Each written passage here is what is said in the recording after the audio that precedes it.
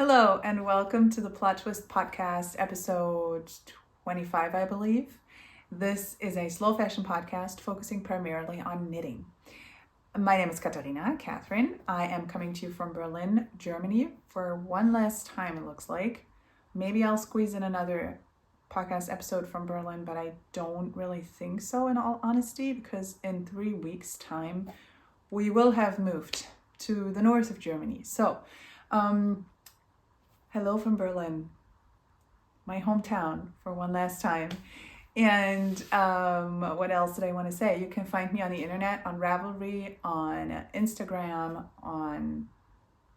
you can send me an email to hello@plottwistyarns.com. And you can interact with me on those places. On Ravelry, I also have a Ravelry group for the podcast, and you can find all the information to those, and how you can get to those individual places down below in the description box, just right below this video. So hop on over there if you feel like it, and join the Ravelry group. That would be fun. And thank you for joining me now on here. I am excited to record another episode, even if today I want to try and keep it a little bit on the shorter side. I know I've said that before and it's never worked, but I'm feeling a little bit under the weather because I've been struggling with a strong headache over the last few days, which was a bummer because my husband was at our house that we've bought to renovate, and so I've been alone with my kids. I have 3 kids. Oh yes, that was part of the intro that I didn't tell you. I'm coming to you from Berlin, which is where I grew up, and I will live with my husband and our 3 kids, but for now, because we're about to move. So, and that's what he's doing. He's preparing to move over at that new house while I am packing up the old house, our apartment, and just handling everyday things with the kids, which is totally okay. But well, the thing with kids is that when parents get ill, you really have a problem, right? so yeah, well, that's what I've been dealing with over the past few days, which is why I look a little just tired, and because I am. Well, but I did want to take some time to sit down with you today to chat about my recent makes, and I have to admit I'm a little confused as to what I've shown on here and what I haven't. I'm going to start off with finished objects, and I can tell you right off the bat that I don't have one finished object because it's already in one of the boxes, and chances are this very box is already at the new place. So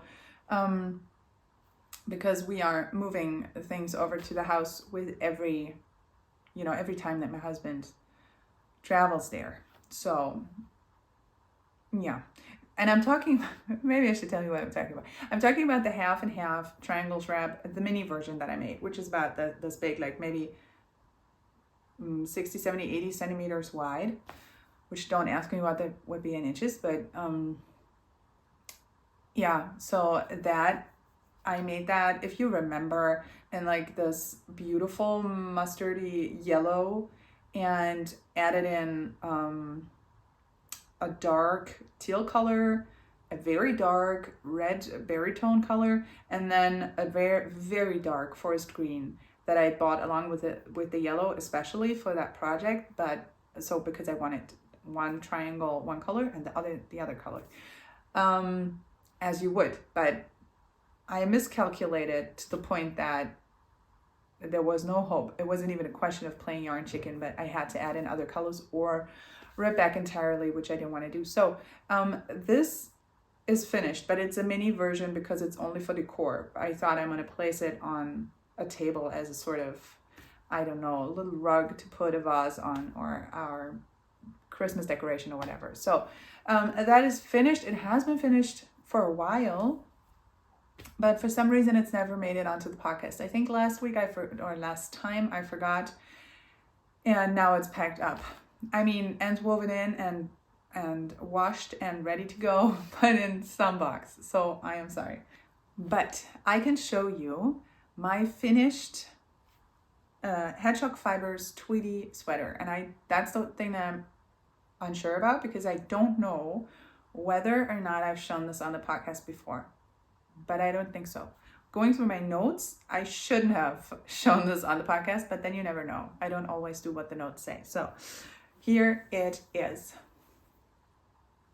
It looks small now, but too, like as in too short, but it's not.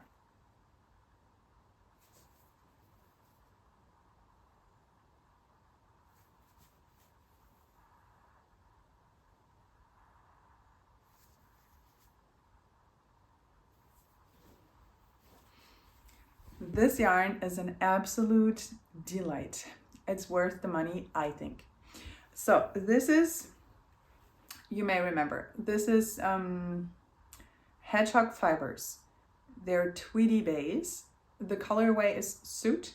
So they did have a light gray and a dark gray. I went for the dark, but in the meantime, they also have, well, added a sort of light pink or like a rose color to their collection, which I'm super interested in.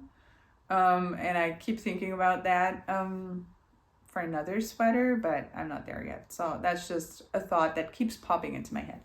And I don't know if they have more colorways, but so this is part recycled yarn and part just leftovers from their spinning process at the mill, and partly so the little nubs, the little Tweety bits that are woven in there are well, scraps from leftover hedgehog fibers yarn that people have sent back in exchange of a coupon. I think that's how it works. So this is a yarn that I thought long and hard about whether I would get it and what I would use it for. And I had a very casual sort of, what's it called? Like just sweatshirt style in mind. And then I decided to finally just buy the yarn. And as you can see, I made it quite short. I wouldn't say cropped because it hits me at about the what was it called? The hip bone.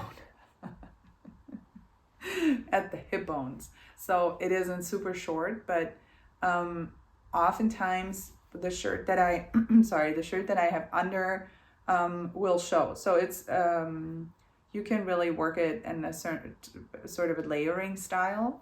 I love it for throwing it on when I leave the house or when I go into the garden and just need a warm layer. Now it's a little bit too warm still. I mean, I have worn it, but not for too long, not for long stretches at a time because the weather isn't quite there yet. So, I mean, fall is coming now. Yay for that, because I hope we are finally, hopefully, over the super warm temperatures, and now it's been very drizzly and it's been much cooler over the past few days, but we're talking the past few days, so it's not even been a week. So I have been able to throw this on. Also last week when I went to our house, I could leave the kids with my mother-in-law for 2 days. And so on my birthday, because last week was my birthday, I celebrated with the kids in the morning, and they made everything so lovely. So cute how they decorated. And so I celebrated with them in the morning, and when they were off at school in kindergarten, I went and hopped on the train and drove to our home, to our house where my husband, so he picked me up, and then we ran a lot of errands, and then we went to the house. And then I could stay for, 2 days. So on the second day, we returned home. But I desperately needed to do some work around the house, which needs to get done before we move in. And he is just not going to get around to doing that because he's doing other very substantial renovations. So that was so much fun. And there, because it's further up north and a little nearer the coast, the wind is a little harsher, and I could use that. So I could wear this in the morning. And I realized in the process that I don't own a single pair of shoes that you can wear in the garden in the morning time, except for my rain boots. Okay. So other than those, I don't have a pair of shoes that are suitable for wet grass is what I'm saying. So, good thing I find out now and can, rectify the situation. But so that's to say, I've thrown this on. It is perfect for that. If you need more information, I will link my Ravelry page for the sweater down below. It is super soft, very next to skin friendly. Like, this is really soft, yummy wool. If you are, if you've been toying with the idea of getting the yarn and it's within your means, absolutely do it. It's a recommendation from my part. And no, this is not sponsored. I bought this and this is my personal opinion. Okay, another finished object that I can share with you, and I have to say, I'm a little proud that it's turned out the way it did, even though there's nothing really to be proud of because it was sheer luck. But I've talked to you about this very sweater last time that I spoke to you, and this is what I'm talking about. So my wool and honey sweater is off the needles! Exclamation mark.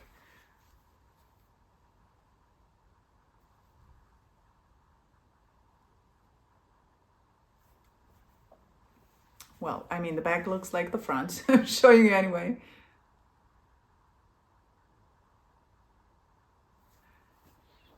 I mean, this pattern could not be any more beautiful. I think this honeycomb, well, it's hard to see now. Now you can see.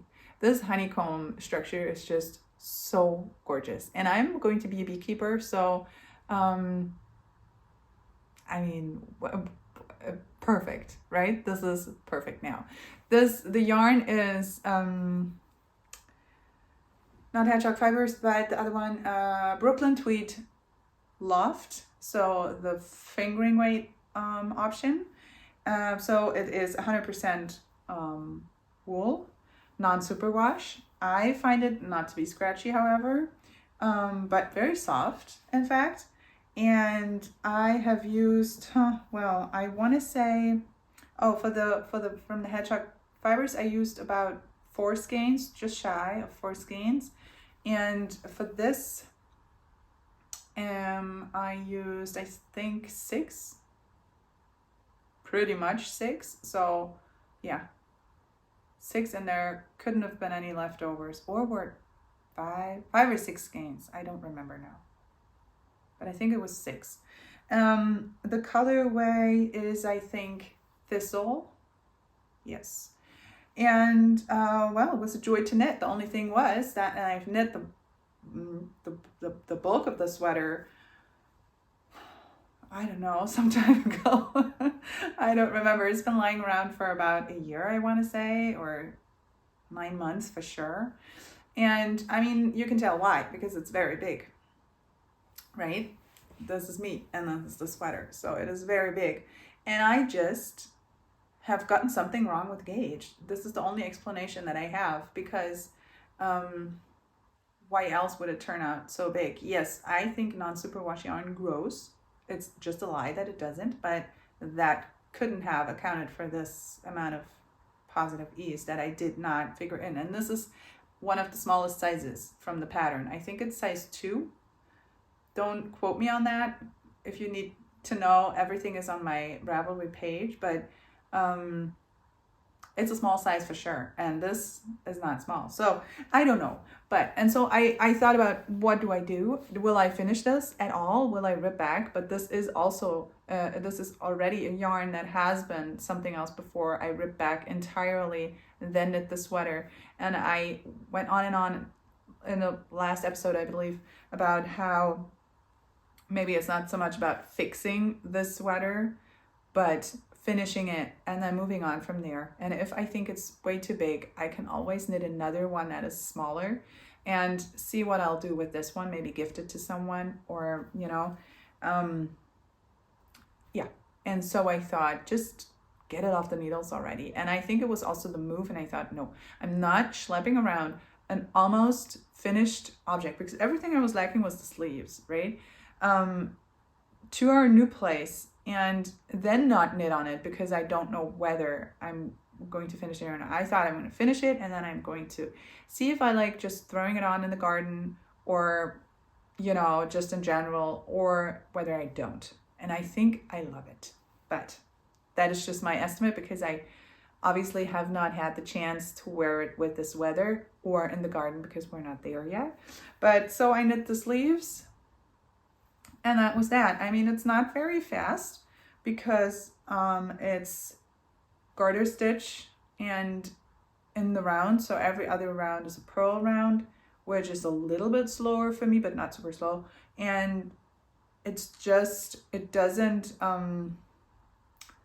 well, you knit a lot of fabric, you think, and then you look down and it's kind of all scrunched together and you're like, oh, it's a centimeter? Okay, because I've been working on this fabric, you know.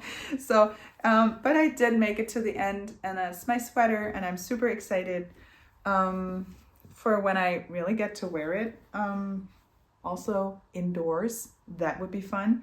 I cannot tell you anything about the needles because I tend to forget that the second I bind off, but if you want to have a look, it's on my page. Also for the other, for this sweater, if you are interested in details, it should all be on my Ravelry page, because I don't ever remember.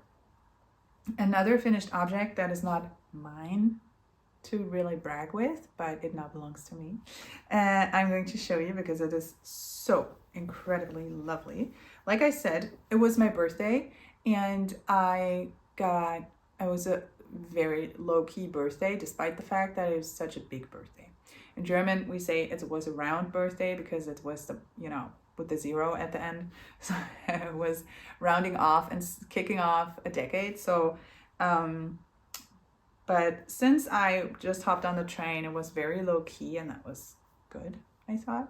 We're going to have a sort of a celebration once we're really settled in the new place.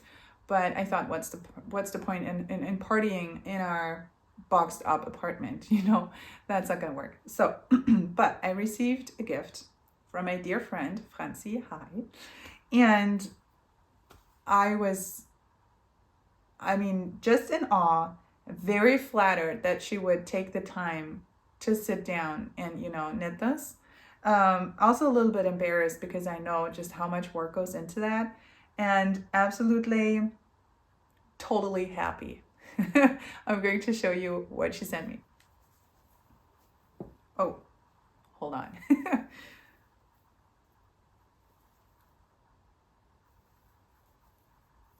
I mean, isn't that so gorgeous?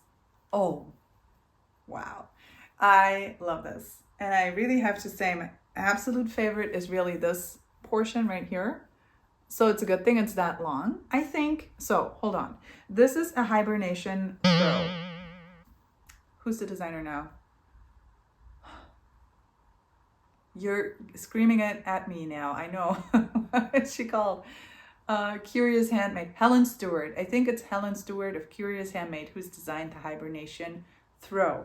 And she knit this out, all out of Patreon minis from a homespun house, because she is or used to be a patron who gets, you know, the mini collection.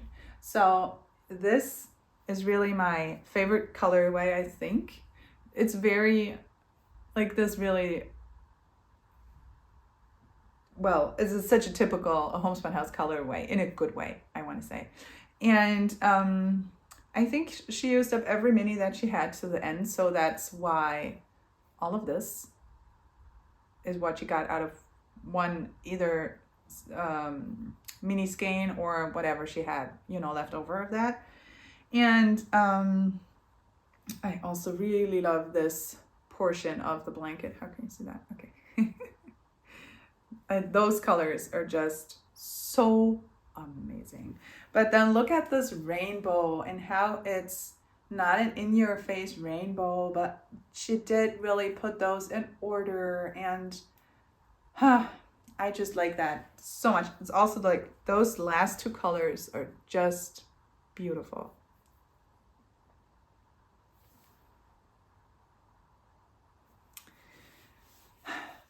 I am so happy. I am really happy with this blanket. This is amazing. And no, hold on. Doing something wrong. That's how I wanted to fold it. You can see. I love this so much. And while I have packed up, I'm looking on the couch now. Almost every other blanket. I only left out my husband's blanket because sorry, I did not mean to cover my mouth the entire time that I was speaking. So while I left out my husband's blanket because he uses that on a daily basis, I packed up my stuff on the couch, but I left this out because I thought, no, I want to use it now. And the nights are getting, well, a little chilly on the nights on the couch, that is, so that I can use that. I've used it already. It's a good size. It's not, I mean, it's interesting, like how much of your body you can cover with a relatively small blanket. Francie was very funny. She said, well, now I'm at an age where a lap blanket is called for. So she thought a lap blanket size would be apt, for my birthday now. I thought that was very funny. And I mean, she's right, of course. And now I can move over to works in progress. And I'm going to show you what I'm working on. And no, I mean, somewhat predictably, I have not cast off the woolen honey sweater and then moved on to my all over color work sweater because that's what I had planned. I wanted to work on my festive yoke sweater by Skinder Knits, which I have cast on, and I want to say knit, so it's top down, like 4-5 repeats, so patterns, individual patterns, they're not repeated, but 4 or 5 motifs. So I'm like up to here maybe. So I have made progress in the past, but I still have to finish the body and then knit the sleeves. In theory, it's a very quick sweater project because I have done a lot of work on this. And yes, it's all over color work, but only ever with 2 colors. So like true stranded color work knitting, very festive. So it's going to be Christmas themed. So with deer on it, and then you can always, like, she gives you a selection of motifs and you can pick and choose. So I'm including like different sorts of Scandinavian hearts and what's it called? Pine trees, is that it? Like Christmas trees. She has 3 different Christmas tree motifs, and I'm including every one because they're really, really pretty. And then you can have like a gift that's all wrapped up, or one of those bowls that you put, not bowls, but balls that you put on the tree. You can have a deer or like a stag head or deer head or whatever that is with antlers. You can have like a snowman, all kinds of fun, cute motifs, and then you just put them, like, you knit a row, a stripe, if you will, each. And so I've shown this on here before, I think, but it will have been, I don't know, in December or January. And I wanted to now finish this for Christmas, but obviously the all over color work is just not what I'm touching for. What I'm grabbing, when I have a minute in the evenings, in the middle of the move and everything. So it doesn't require much brain space, but I rather knit on something that requires even less. So, and once I saw, I'm linking the video below, I think. Once I saw the video that I've also talked about before by Caddy Jackson, and I think it was Jackie who talked about weekender, all of her 6 or 7 weekenders that she's has knit. I've definitely talked about this video before in here. I was very inspired, not just to finish my woolen honey sweater, because it's not about, correcting everything on one, but it can be about just finishing one, seeing how you like it, what you do and don't like, and then knitting another and making, adjustments as you go. But also I was so inspired to knit another weekender. And this has been working on the back of my mind for some time anyways. And Then Andrea Maury brought out the new pattern, with the crew neck, and the pockets. I'm not so psyched that it's a DK weight, but now that I cast on the Weekender Light with the fingering weight yarn, but I had to go down so many needle sizes that I thought, okay, so maybe her numbers for her DK weight Weekender work for me with the fingering weight gauge. Just a thought that I had. But okay, I'm going to show you the yarn that I'm actually knitting with. It's another tweed yarn. I want to see how well I can show you. Oh, there you go. Ooh.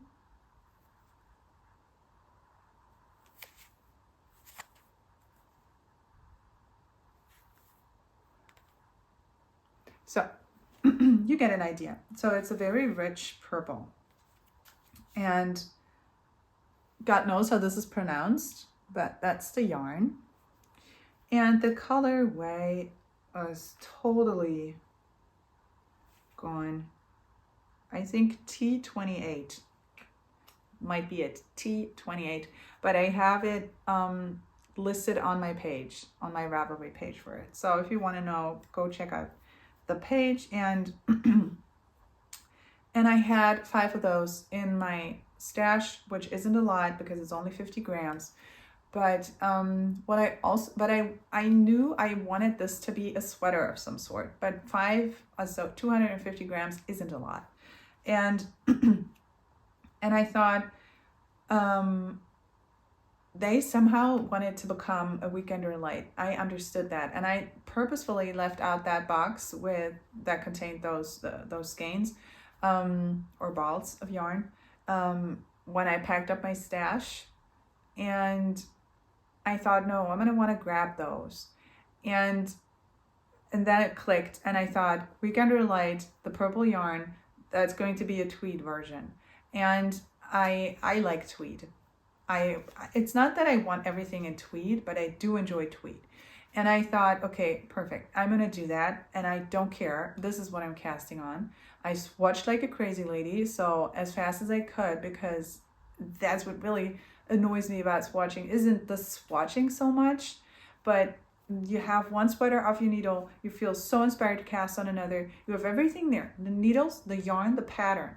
And you want to start and you want to cast on this minute, right then and there. And then you're like, no, hold on. I have to knit a swatch, and it has to be the right sort. So not like 5 rows and then I'm counting, but it has to be knit in the round if it's knit in the round. And then it has to be washed. And then you have to like maybe even see to it that it gets enough pull, because like the garment would have a little bit of weight or whatever. So, and that is so hard for me to do. Not the swatching, but dealing with my impatience.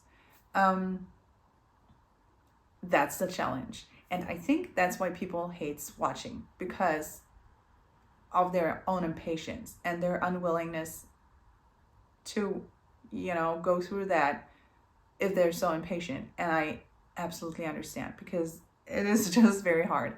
But I did it anyway, because I thought, no, I don't want to be frustrated. I don't want to knit a sweater again and then it's 5 sizes too big, and I don't know why, because that is just stupid. And I want the garment that I have in mind, and not just like any garment.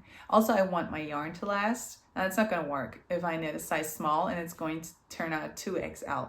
And I want for this to be a no-brainer once I start it. And so I did swatch, and the swatch was kind of impossible. I mean, the first one was too loosey-goosey, but I was using 3.5 millimeter needles. So that, I think, is the size that she recommends in the pattern. 3.5 is US size 4. I went down to a 3 millimeter needle, so that would be a 2.5. How can that be? Yeah, but it is. And I did not get gauge, but I liked the fabric. And I thought there is just no way that I'm knitting my sweater on a 2.5 millimeter needle, because that's just going to feel forever. Even if it might be stupid, because if I get gauge, and she got gauge with a 3.5 millimeter needle, our progress is just going to be equally fast. Also, it's not about that, but I did not want to knit on a 2.5 millimeter needle, because it's so tiny, and I just didn't want that. I didn't want to feel like I'm knitting one gigantic sock, And I thought, okay, I'm just going to knit this on a 3.5, and I'm going to do the math, because she needed the gauge is 24 stitches in the pattern, and I had 22. So I was considerably off, but not dramatically off, And then I did the math and just went down to a size that I hit exactly with my numbers. And that was also fun, going down a size, because then I'm going to be quicker, is what I figured. Anyways, so I'm going to show you the piece. It's got a split hem, so that's why I'm going to also show you the sides, but I'm not a fan of split hems. I always find it a little, I don't know. I don't really like it. But it's what's called for. I do like it on other people sometimes. I did it now because I wanted to try it out again, how I like it. So that's my split hem right there. Cannot see it at all.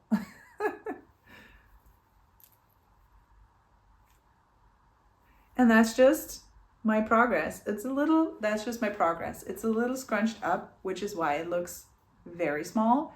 It isn't. Like, I should have put this on like other cords so I could have pulled it out more, but it will pull out more than this still, right? So it isn't that tiny. I hope that this time I got it right with gauge and the numbers and everything. I'm using my little progress keeper to count like the last 10 centimeters that I need. Can you see? Well, I want to say weather appropriate ice cream cone, because about a week ago that was the sort of party that was going on here.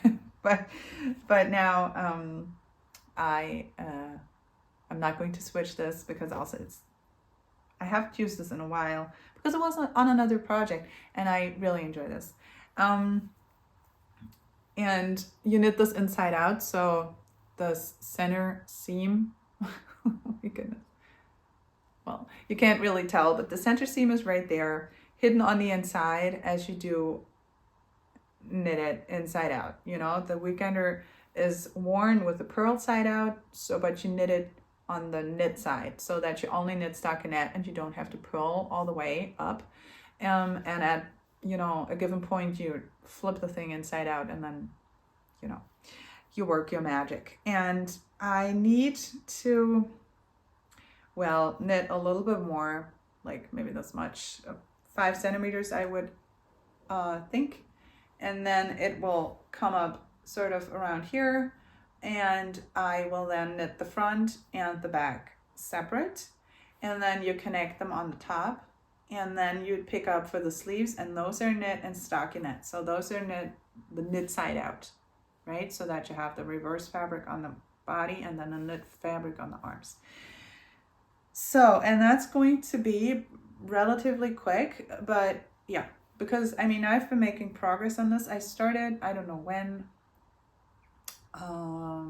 maybe 10 days ago. Yeah, 10 days ago, pretty much. And well, yeah, that's what I have. And that's where I'm going with that. And I think my yarn is going to last for the sleeves. If not, no problemo, because I figured, and I was inspired for that by, not Caitlin, but I think she was Jackie, of Caddy Jacks, to also just if the yarn doesn't last long enough, to just wear it as a vest. And once you, because it has a little bit of dropped shoulder, once you get to the part where you finish off your your top seam, that you just knit a tiny little bit of ribbing, and then finish it off on the sides to, just go with the vest. I did not, I thought for a moment about whether I want to incorporate the crew neck version of the new pattern into the Weekender light pattern, but I did not go for that because while I like the crew neck better than because this is going to be what is that called? A boat neck? Like one of those tubes where that is just there. So there is no shaping up on the for the neck, but it just goes straight, and then you start knitting those front and back pieces together. But I thought, no, I like that. I'm going to do that for this version. And then once I get to knitting another Weekender, so maybe really a DK weight or a fingering weight with a DK pattern, I don't know. I'm going to definitely knit one with the crew neck version because I think that looks very neat as well. But the Weekender is so, like, I don't want to say iconic, but like so well known for the center seam and this particular neckline that I wanted to incorporate that in here and just knit it according to pattern. And so this is what I'm doing. This is what I have on my needle and what I'm chipping away at. At night, on the train I got, and also on the car ride back home, I got to knit a chunk and really make a dent in the project, so that felt good. But other than that, I'm just knitting a few rows every day, and that's good. Just making progress, and that's keeping me company, that project, throughout this entire crazy move and throughout everything that's going on. And it's all good, but it's also very, like, the move is something that we really have been looking forward to it. We've been looking for a house for over 5 years, and now we found something. And when you do find something, it can go very fast, right? Then in the meantime, it felt like it wasn't going forward at all because we were waiting forever on hearing back from the bank, or we were waiting forever on hearing back from some committee that had to okay something, and that was stressful.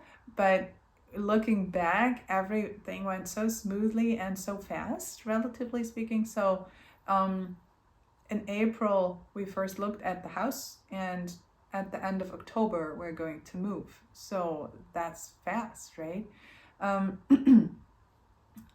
So yeah, that's so exciting. And also, I mean, it's also exciting packing up everything here and,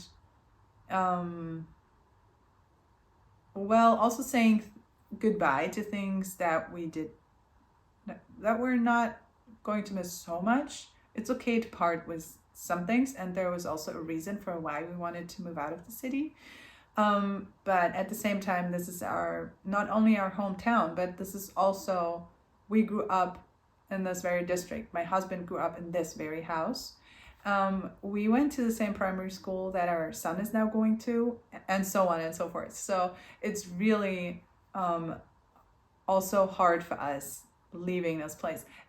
Much more for me than for my husband. He is very okay with that, and he doesn't get so sentimental, but I feel it more. Like I feel very strongly connected to our apartment and to the rooms that I live in and engage with on a daily basis. This is also what I wrote my my PhD on rooms and how people connect with rooms. And every day I think this was not a coincidence. This is really something that I feel so strongly. Like I really have a strong connection to the places that I live. Also, I've moved quite a lot, so I know the process, and I'm not so keen on it. Not just the physical schlepping around of your everything, but also the emotional unplugging and transferring over and readjusting. But the readjusting part, I think, is going to be pretty smooth and easy in the new environment, because I already felt like going home when I went to our house last week, but I also felt like I was coming back home and when I went back to Berlin. And this being sort of in two places at once isn't easy for me. Like, this is it made me think, like, how am I ever going to be able to leave this place where we're now? This is because this is also our home. And I know that once all of our stuff is gone, it's not going to be our home anymore. And it's also good to make this cut and, this big venture out into this big transition.